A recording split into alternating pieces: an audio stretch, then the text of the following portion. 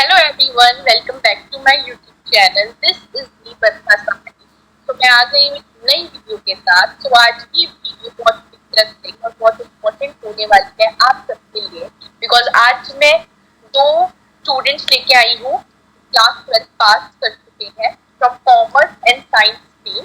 तो आज ये दोनों से कुछ क्वेश्चन पूछने वाली हूँ, चलिए मुझे आंसर करके, और इनके आंसर से आपको बहुत कुछ लाइक सीखने को मिलेगा और बहुत कुछ नॉलेज मिलेगी अबाउट साइंस एंड कॉमर्स। तो जो भी बच्चे 11th क्लास में आए हैं या 12th में है या फिर अभी 10th में आए हैं, तो तीनों क्लासेस के लिए ये वीडियो बहुत इंपॉर्टेंट रहने वाली है। तो इस वीडियो को बहुत अच्छे से देखना। तो अब ये अपने आप को इंट्रोड्यूस करेंगे। तो सबसे पहले हम शुरू करते हैं from commerce stream. Hello everyone, my name is Vani Arora and I am from commerce background and I have scored 86.2% in my class 12th grade and from commerce without math. Okay, and from science stream? So hey everyone, I am Pooja Chaudhary and I am done with my academics.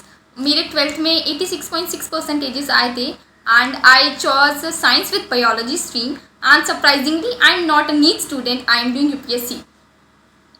तो पहला question हम शुरू करते हैं। तो first question हम शुरू करते हैं फ्रॉम साइंस स्ट्रीम। तो मुझे ये जानना है कि बहुत सारे बच्चे सोचते हैं जिन्हें डॉक्टर बनना है या इंजीनियर बनना है उन्हें ही साइंस लेनी चाहिए। तो ऐसा है क्या कि मतलब जिन्हें डॉक्टर बनना है, नीट वीट वगैरह देना है, तो उन्हें ही साइंस लेनी चाहिए? Do you think?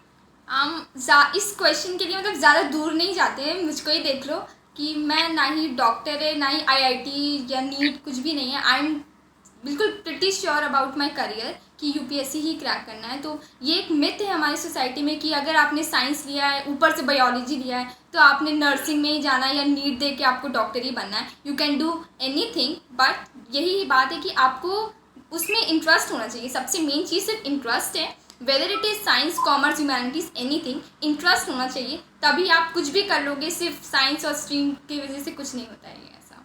हाँ बिल्कुल सही बात है, जो इंटरेस्ट है वो करो। एंड फ्रॉम कॉमर्स स्ट्रीम में वानी से भी पूछूंगी कि सोचते हैं बच्चे कि अगर कुछ समझ नहीं आ रहा कि ह्यूमैनिटीज में जाए या फिर साइंस में जाए, तो वो बच्चे कॉमर्स ले लेते हैं। जिनको गोल ओरिएंटेड ही नहीं है बिल्कुल कि क्या करना है आगे, वो बच्चे कॉमर्स लेते हैं। तो आपको ऐसा लगता है कि मतलब जो बच्चे गोल ओरिएंटेड नहीं है और जिन्हें नहीं पता उन्हें फ्यूचर में क्या करना है, वो भी कॉमर्स की साइड जा रहे हैं आजकल? Do you think that? नहीं, ये एक मिथ है कि सिर्फ कॉमर्स में, कॉमर्स भी इजी सब्जेक्ट नहीं होता। चलो हम मानते हैं कि साइंस होता है टफ, पर कॉमर्स भी इजी नहीं है। अकाउंट्स में 3-3 बुक को तुम्हें रुला देगी। हाँ सही में बहुत मुश्किल होता है कॉमर्स को। बहुत लोग इजी मानते हैं पर बिल्कुल भी नहीं है ये सच। हाँ सही बात है, कॉमर्स से मैं खुद हूँ। लाइक अकाउंट्स तो बहुत टफ है कॉमर्स की, ये बात तो माननी पड़ेगी। लाइक ये मान तो मैं भी लूंगी, मैंने भी देखा कि लाइंस बहुत खींचनी होती है कॉमर्स में, पता नहीं क्यों। पूरा साल यही निकल जाता है, यही लाइन वाइन खींचने में। हाँ, फॉर्मेट्स बनाने में पूरा साल निकल जाता है और फिर समझ नहीं आता कहाँ से पढ़े, अकाउंट्स को कहाँ से शुरू करें। एंड अभी भी बहुत सारे बच्चे इस चीज में प्रॉब्लम फेस कर रहे हैं अकाउंट्स में, बट हम यही बोलेंगे कि हो जाएगी। प्रैक्टिस करनी बहुत ज्यादा इंपॉर्टेंट है अकाउंट्स में, तो प्रैक्टिस करो। ओके, सो थर्ड क्वेश्चन पे आते हैं अब। तो मुझे ये पूछना था कि बहुत सारे बच्चों के कमेंट आते हैं कि कोचिंग जरूरी है क्या 12th क्लास में, या फिर बिना कोचिंग के 85%, 90-95% आप स्कोर कर सकते हो कि नहीं कर सकते? और अगर आप कोचिंग ले रहे हो तो वो कितनी बेनिफिशियल होती है और कब बेनिफिशियल होगी, तो आप बता सकते हैं। फ्रॉम साइंस से शुरू करते हैं। चलो तो फिर अगर पर्सनली बात की जाए तो मैंने PG से लेकर 12th तक कोचिंग इंस्टीट्यूट की शक्ल भी नहीं देखी, मतलब उसमें कदम भी नहीं रखा है। एंड फिर भी मैं हमेशा से टॉपर स्टूडेंट रही हूँ, हमेशा से। तो फिर 9th ऑनवर्ड, क्लास 8 ऑनवर्ड देखे तो मेरे 90+ हमेशा रहे हैं। 11th में भी मेरे 90 रहे थे, बस 12th में मैंने बताया बायो की वजह से हो गया, लेकिन कोचिंग मैंने कभी नहीं ली। सो मैं हमेशा यही सजेस्ट करूँगी, विदाउट कोचिंग बेस्ट थिंग है, बिकॉज सेल्फ स्टडी जितनी आप खुद कर सकते हो ना, उतना कोई इतनी अच्छी तरीके से समझा नहीं सकता। एक पर्टिकुलर चीज़ हमेशा मेरी स्ट्रैटेजी ऐसी रही कि मैं जब भी पढ़ती हूँ तो ये एज्यूम करती हूँ कि मेरे सामने 100-150 बच्चे बैठे हैं जिनको मुझे एक्सप्लेन करना है, तो मैं इस तरह से पढ़ूंगी कि उनको समझ में आ जाए, तो ऑब्वियसली मुझे समझ में आ जाएगा। तो कोचिंग की कोई ज़रूरत नहीं है, फर्दर स्टडीज़ के लिए भी कोचिंग की कोई ज़रूरत नहीं है। हमेशा सेल्फ के ऊपर भरोसा रखो, हो जाना है। ओके, तो फ्रॉम कॉमर्स पूछ लेते हैं। ये पूजा ने बहुत सही कहा कि self study, mainly self study होती है, क्योंकि मैंने शुरू में जब लगाई थी कोचिंग मैं हैंडल बिल्कुल नहीं कर पाई।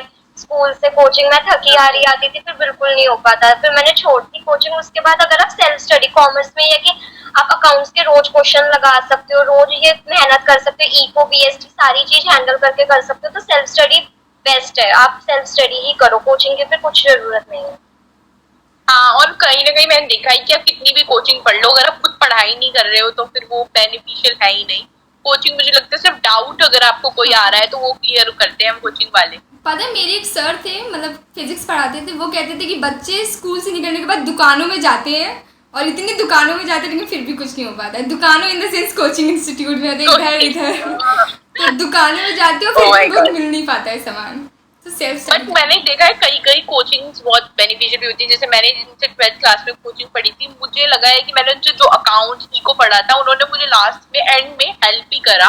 शुरू में मैं बहुत कंफ्यूज हो रही थी कि अकाउंट ट्यूशन पे फोकस करूँ कि जो स्कूल में चल रहा है वो उस पर पढ़ाई करूँ, बट एंड में जाके सब सही हो जाता है। अगर कोचिंग वाला जो आपको पढ़ा रहा है वो अच्छे हैं तो डेफिनेटली वो आपकी हेल्प करेंगे। पर ये है, सेल्फ स्टडी भी इम्पोर्टेंट है। कोचिंग हाँ। के साथ साथ तूने सेल्फ स्टडी भी की, इसलिए यहाँ तक इतने परसेंट स्कोर। अगर सिर्फ कोचिंग जा रहे हो, वही वो चीज बता देंगे, हाँ। अगर प्रैक्टिस ही नहीं कर रहे हो आगे जाके, फिर कोचिंग का भी कुछ फायदा नहीं। कुछ तो लोग वहाँ 2,000-3,000 रुपए वेस्ट ही फिर कर रहे हो। कोचिंग तो सही काफी में। लोग घूमने जाते हैं ना, इन द सेंस घूम के आते हैं कोचिंग सारे फ्रेंड्स एक ही मिलके एक ही कोचिंग में चलो चलते पिज्जा हैं। हट चलते हैं। राइट। सो फोर्थ क्वेश्चन पे आते हैं। तो पहला, फ्रॉम साइंस एंड कॉमर्स दोनों से मैं पूछूंगी कि आप बताओ बेस्ट रेफरेंस बुक कैसी रहेगी जो आपके डोमेन सब्जेक्ट्स हैं, कॉमर्स के और साइंस के, जो भी आपने अभी तक पढ़े हैं, तो उनके लिए आपको लगता है कि बेस्ट बुक है, मतलब इन पे बच्चे बिल्कुल ब्लाइंडली इस बुक की तरफ जा सकते हैं, तो वो आप प्रेफर करो। ओके, सो रेफरेंस बुक्स के लिए कहूँ तो बायोलॉजी के लिए अरिहंत की चैप्टर वाइज बेस्ट है। PYQs मैंने 10 ईयर वाली PYQ ली थी अरिहंत की, जो मुझे काफ़ी हेल्प की थी। मतलब जितने भी मेरे मार्क्स आए बायो में, तो मुझे वो उसी बुक से बहुत हेल्प मिली। एंड देन फिज़िक्स के लिए मैंने कौन सी बुक ली थी, अरे SL अरोरा होते हैं 500 की 2 बुक्स होती हैं, इतनी मोटी मोटी होती हैं। मतलब स्कूल कभी नहीं ले जाती थी, मेरे घर की टेबल पे रखी रहती थी। एंड उसमें इतने क्वेश्चंस होते हैं, इतने वैरायटी ऑफ क्वेश्चंस होते हैं कि अगर आप सारे क्वेश्चंस को एक एक बार रीड भी करते चलोगे ना, तो फिर आपके पास सब वैरायटी के क्वेश्चंस आप सॉल्व कर लोगे आराम से। एंड टॉकिंग अबाउट केमिस्ट्री, तो उसके लिए भी मैंने अरिहंत की चैप्टर वाइज ही ली थी विथ PYQ क्वेश्चंस, वो भी बहुत अच्छे होते हैं केमिस्ट्री के। अगर आपने वो, मैं अगर मतलब सीरियसली अगर पूरी बुक लगा के गई होती तो मेरे 100 में 100 आ जाते, बिकॉज पूरा क्वेश्चन पेपर लगता है उसी पे बुक से बन के आया था मेरे बैच का। तो केमिस्ट्री के लिए वो था। एंड इंग्लिश और हिंदी के लिए कोई भी एक चैप्टर वाइज जो जिसमें क्वेश्चंस हो, मतलब variety of questions and quality questions हो, तो कोई भी अरिहंत या एड्यूकार्ड की कोई भी क्वेश्चन आंसर वाली बैंक ले सकते हैं। अच्छा, तो आपको क्या लगता है NCERT इम्पोर्टेंट होती है साइंस में? तो बहुत ज्यादा है ना। क्या बात कर दी यार, NCERT तो गॉड है ना, सर पे बिठा लो NCERT NCERT की पूजा करो। अगर NCERT नहीं पढ़ के गए ना, तो फिर आप CBSE छोड़ दो। हाँ, मैंने सुना है, मतलब मेरे भाई ने भी JEE मेंस दिया है, उसमें NCERT से ही आता है सब कुछ, है ना। NCERT सब कुछ है, NCERT मम्मा डैडी है, बाकी बुक्स उनके बच्चे हैं। ओके, सो फ्रॉम कॉमर्स से भी पूछ लेते हैं अब हम।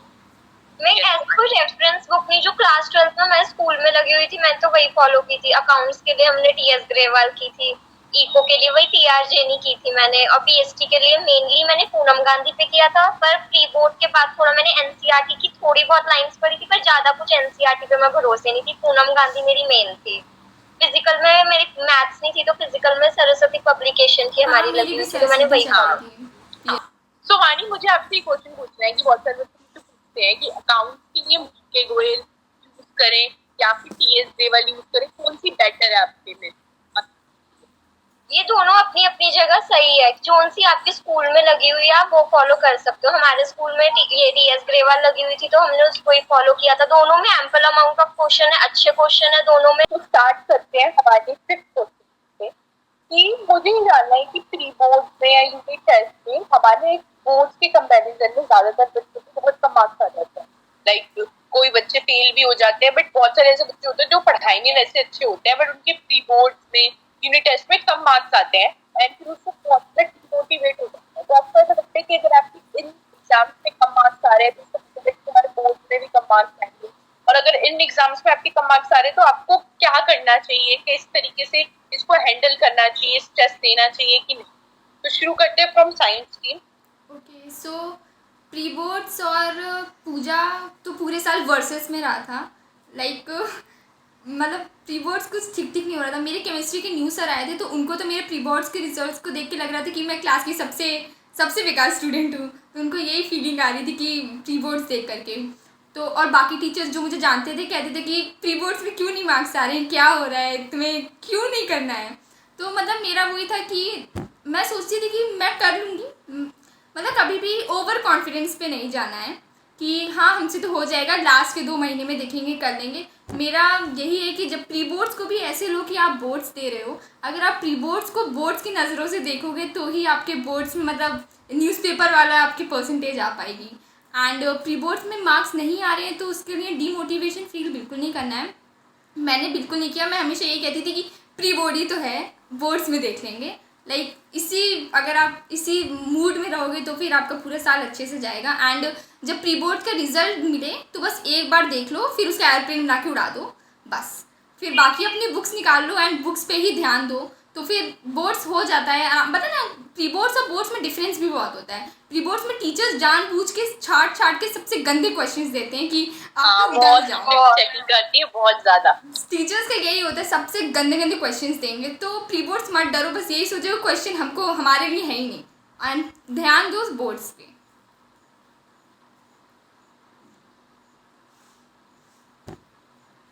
हाँ मानिया बताओ।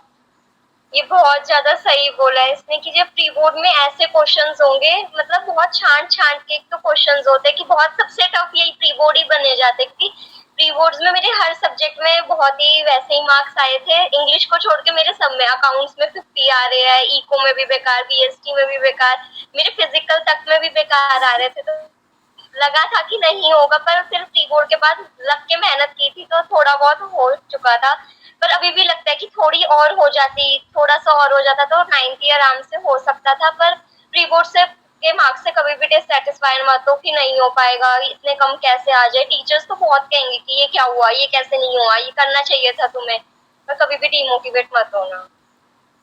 हाँ, और मैंने देखा है कि यूनिट टेस्ट प्री बोर्ड में स्ट्रिक्ट चेकिंग होती है और पेपर भी हार्ड और लेंथी देते हैं कि बच्चे को स्ट्रेस ही आ जाए कि हम बोर्ड में क्या करेंगे। क्योंकि हमारा अकाउंट्स का पेपर पूरे साल हार्ड आता था, और वैसे वहाँ पे जो अकाउंट्स का पेपर था इजी था, और अकाउंट्स में ही सबसे ज्यादा मार्क्स आए हैं, जिसमें सबसे पूरे साल हमने 25 किया। सबसे ज्यादा तो मोटिवेशन वर्क 33 to 73।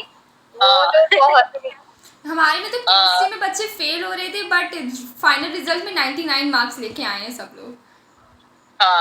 सो ये मैंने देखा है, ये मैटर नहीं करता बोर्ड्स में तुम क्या करके आ रहे हो, वही चीज मैटर करती है। सो ये आज हमने 5 क्वेश्चंस पूछे एंड ये पार्ट 1 रहने वाला है, एंड पार्ट 2 भी जो है वो रिलीज होगा, बट वो मेरे चैनल पे नहीं होगा, वो होगा पूजा के चैनल पे। तो पूजा के चैनल का जो लिंक है वो मैं डिस्क्रिप्शन में डाल दूंगी, तो वहां से जाके इसके चैनल को चेकआउट कर सकते हो। इसने अभी अपना नया चैनल शुरू किया है जहाँ पे ये साइंस के बच्चों को गाइड कर रही है, तो इसके चैनल को जाके सब्सक्राइब कर लेना और इसके चैनल पे पार्ट 2 भी देख लेना। तो थैंक यू सो मच। और अगर आपको ये वीडियो पसंद आई है तो प्लीज इस वीडियो को लाइक कर देना, शेयर कर देना, कमेंट कर देना, and thank you so much Vani and Pooja thank you thank you. Coming. Thank